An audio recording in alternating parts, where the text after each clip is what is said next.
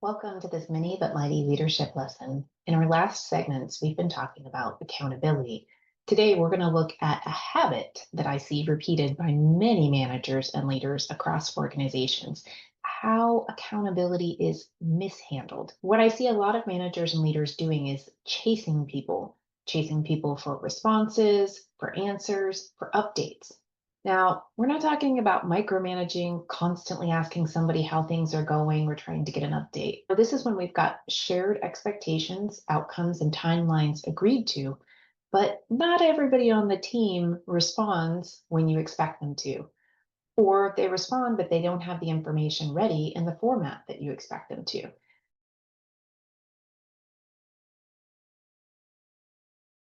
Chasing people teaches them that you will always carry the ball, that the responsibility isn't going to land on them, that they aren't accountable. Here's an example. Let's say that you have a goal or an objective where you want to demonstrate to your client evidence of positive growth and results so that they will feel more inclined to renew their contract at the end of next month. You make assignments and deadlines are set. Everyone knows their role. They have a chance to provide feedback and to weigh in, to offer perspective on what the best way to do this or to prepare the information. They have a chance to ask questions. So let's say we've covered all of the bases.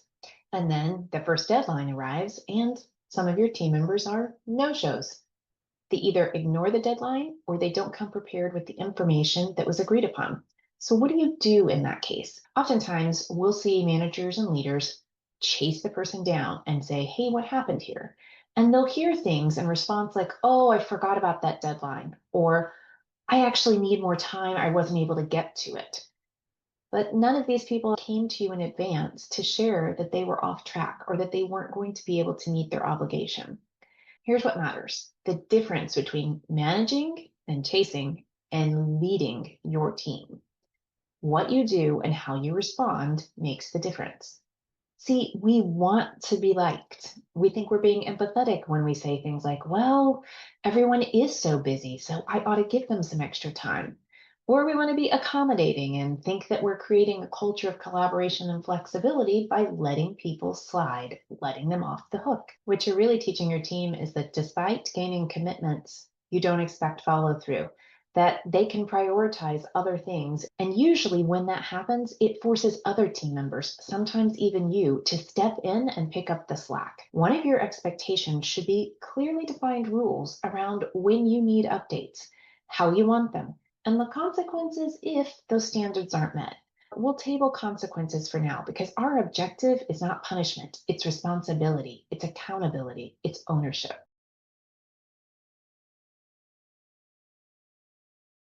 Here's what to do instead. You want to shift from chasing to owning.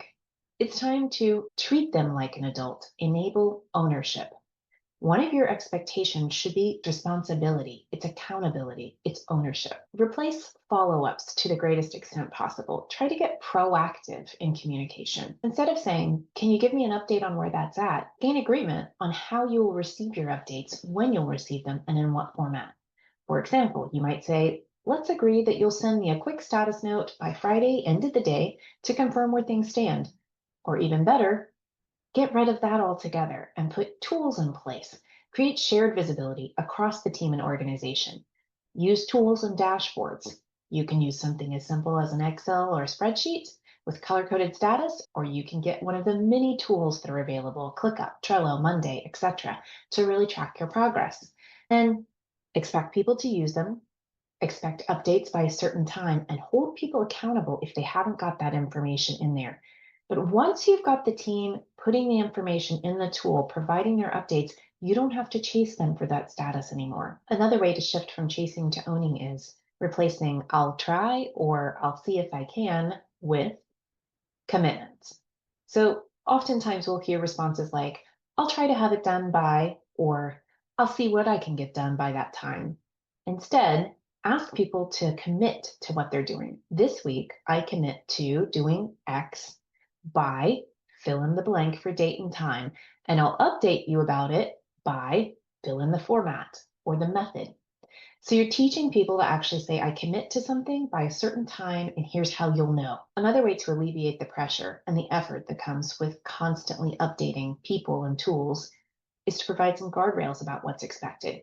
In other words, if things are on track and if there's no support needs, questions, issues, or discussion items, we don't need to talk about it. The tool, the framework that you've put in place should be updated to show that, give some important salient details, but move on.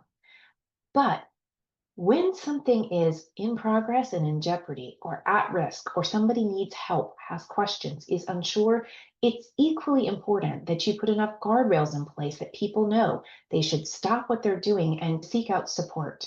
Grab your attention, let you know, pull you into the conversation. One of the things that really annoys teams is that we spend so much time in meetings talking about regular status. It seems like a waste of time when things are going well. Sometimes we'll actually catch assumptions or issues. We'll be able to flag something as a risk because we've heard it with a different perspective. And that's why we often spend time talking about status in meetings.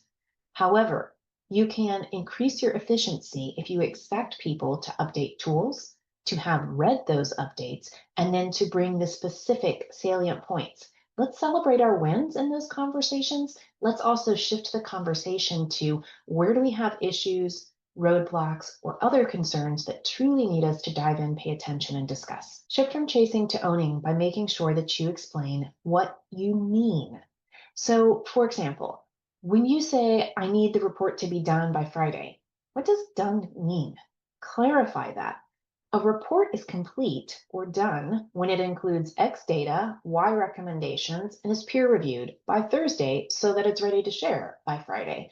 We think other people know what we believe good is, but until you have trained your teams, till those expectations are set and you're seeing it honored and followed through multiple times, explain what you expect. And last but not least, when we shift from chasing to owning, we want to allow time for questions, feedback, assumptions, clarifications, and debate.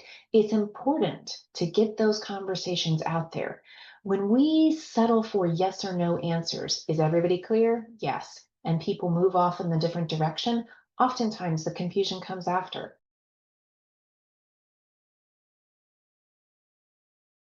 Old habits that you should consider removing: asking for updates, only sharing status in one-on-ones, reminding people constantly, micromanaging, and chasing people down.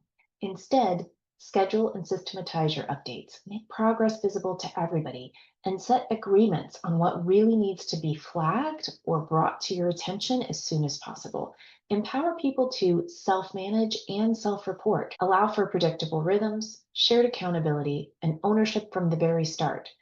Build trust and autonomy. Set your expectations and clarify them, because this creates sustainable accountability where you don't have to chase people. Join us next week. We're going to keep this conversation going and talk about how to coach for this level of accountability to keep you from chasing and shift to owning. And we'll talk about what happens when you've coached several times and you still don't see the results that you want. Join us here at Boss at the Helm on Fridays for more mini but mighty leadership lessons.